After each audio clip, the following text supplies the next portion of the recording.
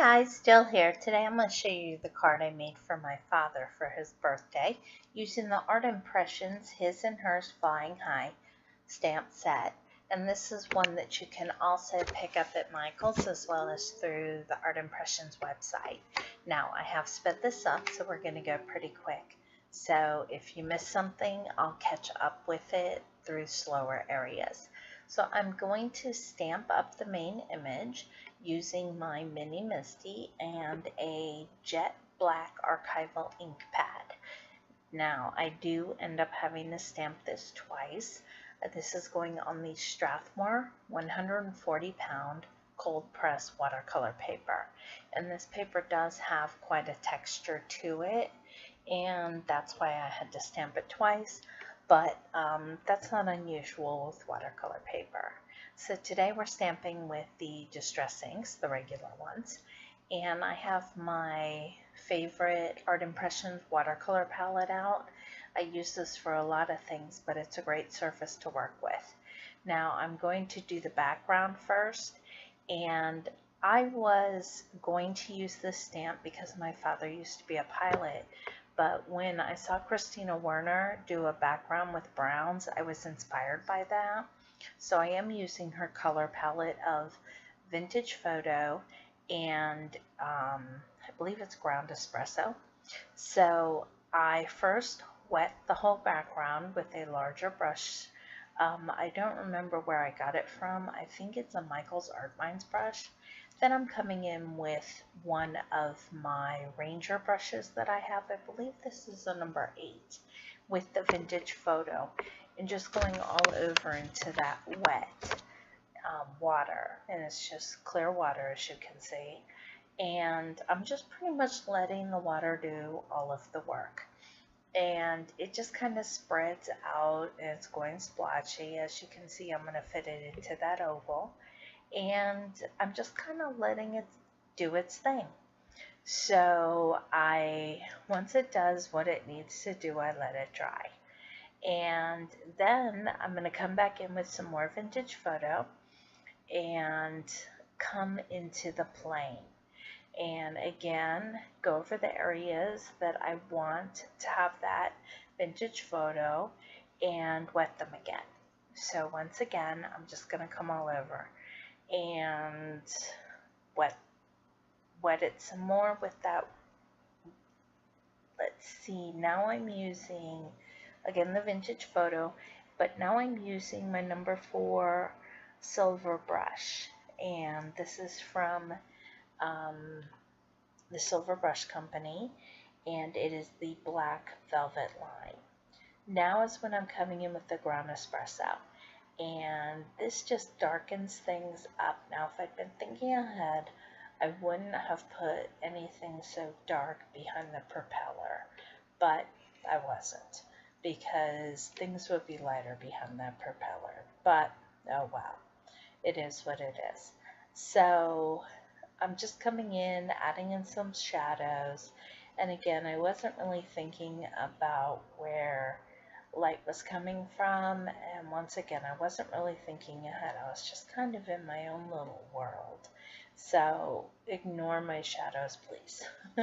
They were just all over the place at some point. And I was just kind of zoning out, just kind of having fun. So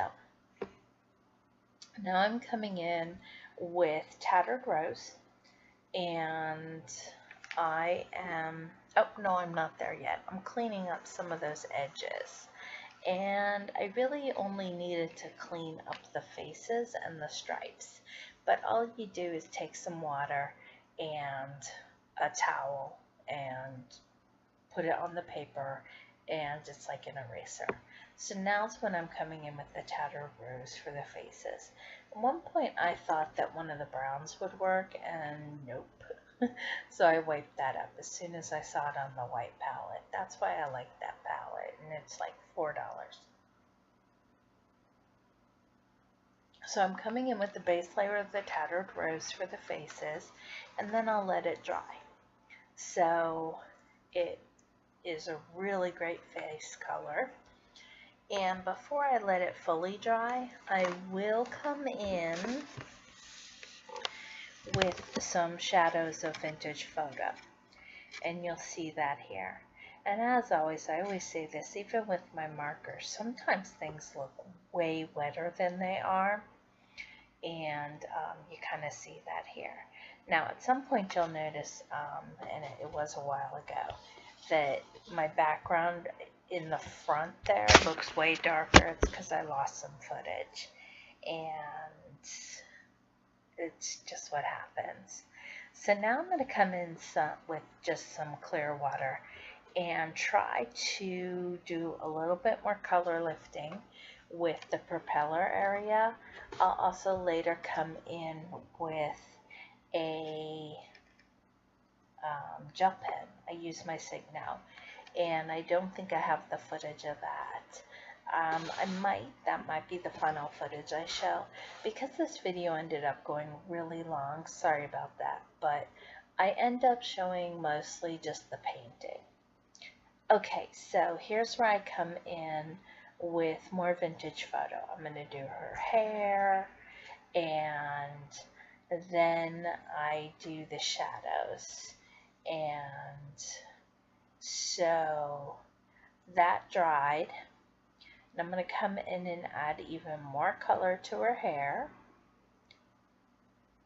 And more vintage photo for those shadows. And I just think it's really funny that when you come in with such a light color like Tattered Rose, that you end up doing the shadow with the vintage photo. But it is the perfect shadow. And I'm sorry, I'm using my notes, and that's what you're hearing is me kind of flipping my notes around. And I'm sorry, I didn't realize until now. I'm just kind of moving them around. Okay, so this is right now again the vintage photo. And I'm making him a little bit more tan, you know, they're retired, they're tan. And my dad really got a kick out of that one, that I made him all tan. Because again, this is him. And it's really funny because when my dad was piloting all these little planes, he'd take my mom out on these crazy rides. And one of the times the top of the plane opened, and my mom was holding my brother, and she swears he almost flew out. Now, I don't know if it's an exaggeration or if my brother almost did fly out. I'm not sure, but it was a big issue. And it just makes me think of that just because of the way the hair is flying out and the hand and whatever. So when I gave my dad this card, my mom mentioned that story again because we were all there. So it's always funny. But man, my dad loved flying those little planes. And here in Florida, there's been so many accidents with those little planes lately. Okay, so now I'm coming in with the ground espresso and darkening up, say, the tires, and adding in some dry brushing on the propeller. The propeller's driving me crazy, as you can tell, because I didn't leave the highlights behind it. And then the goggles, and I'm coming in really carefully with those, so I kind of pinched my brush a little just to make sure it had all that fineness to it. And then I'm adding a little darkness to her hair, and coming back into those tires again. Okay, so now I'm coming in with faded jeans. Now, if you notice the papers off to the left-hand side, I kept those out. And I'm also using candied apple. I'm first going to come in and do a light coating over the shirt, as well as his scarf and the largest stripe.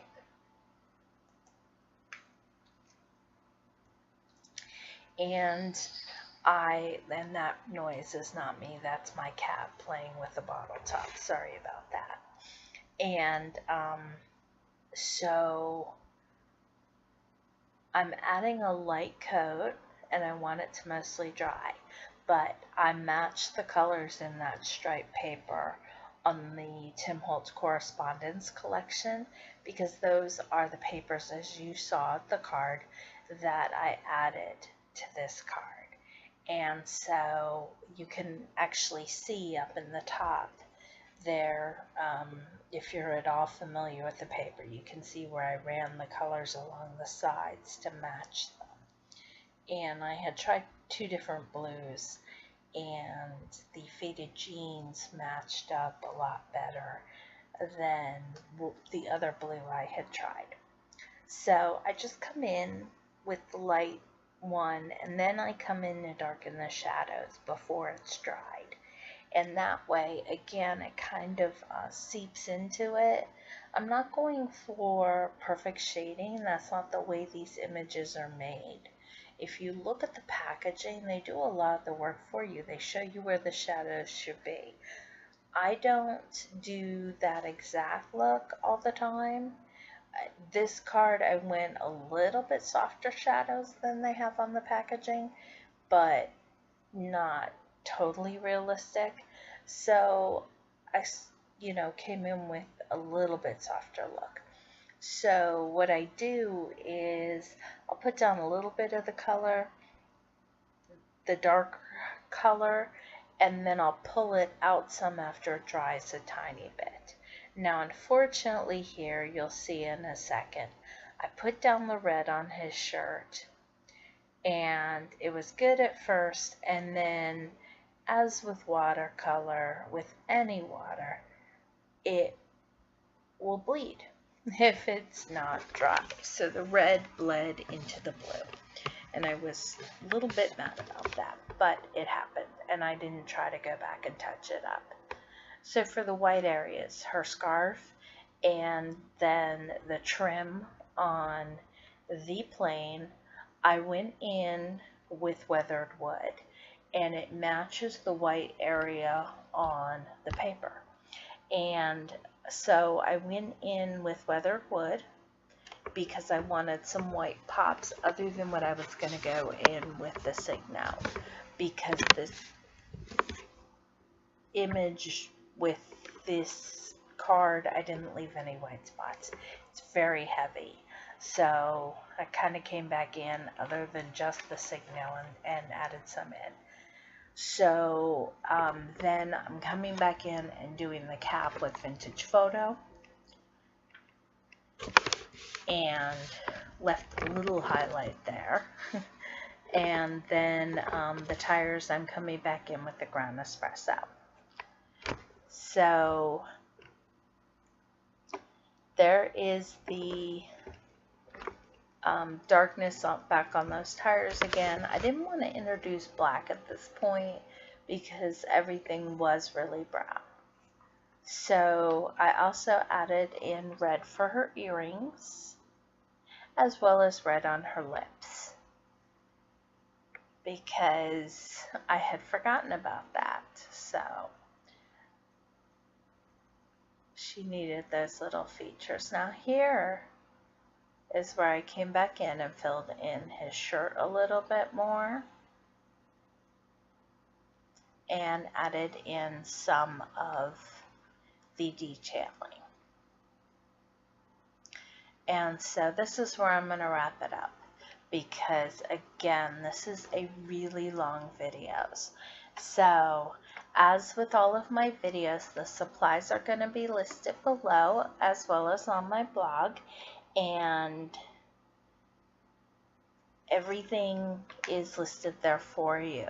So if you like this video, I do hope you give it a thumbs up, and as always, thank you for stopping by, and I do hope that you have a great day.